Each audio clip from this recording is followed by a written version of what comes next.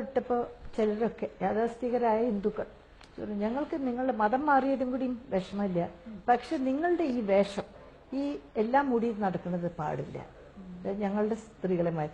അപ്പൊ ഞാൻ സത്യം തുറന്നു പറഞ്ഞു, നിങ്ങളുടെ സ്ത്രീകൾ നടക്കുന്ന പോലെ പകുതി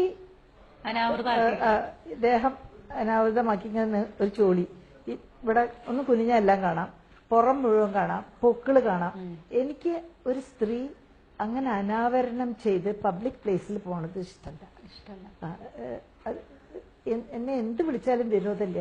മുമ്പും മാഡം ഇതുപോലെ പർദ്ദ ധരിച്ചുകൊണ്ട് ബോംബെ നഗരത്തിൽ എത്രയോ കാലം 10-30 കൊല്ലം ഞാൻ പർദ്ദ ധരിച്ചു ട്രാവൽ ചെയ്യുമ്പോ ഒരു രക്ഷാകവചമാണ്. ആരും പർദ്ദ ധരിച്ചൊരു സ്ത്രീയെ ഉപദ്രവിക്കില്ല, തൊടില്ല, അത് ഞാൻ തീർത്ത് പറയാം.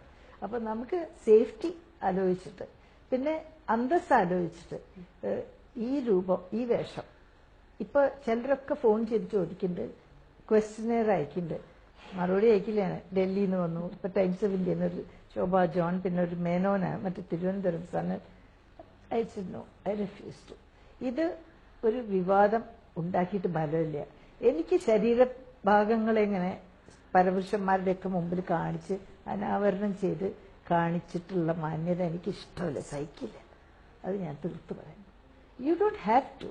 ഭർത്താവിന് മാത്രം കാണിക്കാനുള്ള അല്ലെങ്കിൽ കാമുകനെ കാണിക്കാനുള്ള ശരീര ഭാഗങ്ങൾ മുഴുവൻ പുറത്ത് കാണണം. ചെറിയൊരു ചോളി ഇവിടെയൊക്കെ പുറത്ത്. കുട്ടി കണ്ടിട്ടില്ലേ? പൊക്കിള്, വയറ്, പിന്നിലിത്ര ഇല്ലേ? അതിന് എന്തിനാ പൊതുസ്ഥലങ്ങളിലൊക്കെ പിന്നെ ഈ സ്ഥലങ്ങളൊക്കെ ഒളിച്ചു വെക്കേണ്ട സ്ഥലങ്ങളാണ്, സ്വകാര്യ സ്ഥലങ്ങളാണ്. ഇതൊക്കെ ഇങ്ങനെ ദാ വരുവിൻ കാണുവിൻ റെസിപ്പി എന്ന് പറയാൻ ഞാൻ യോജിക്കില്ല. തീർച്ചയായും ദിസ് ഇസ് മൈ ചോയ്സ്.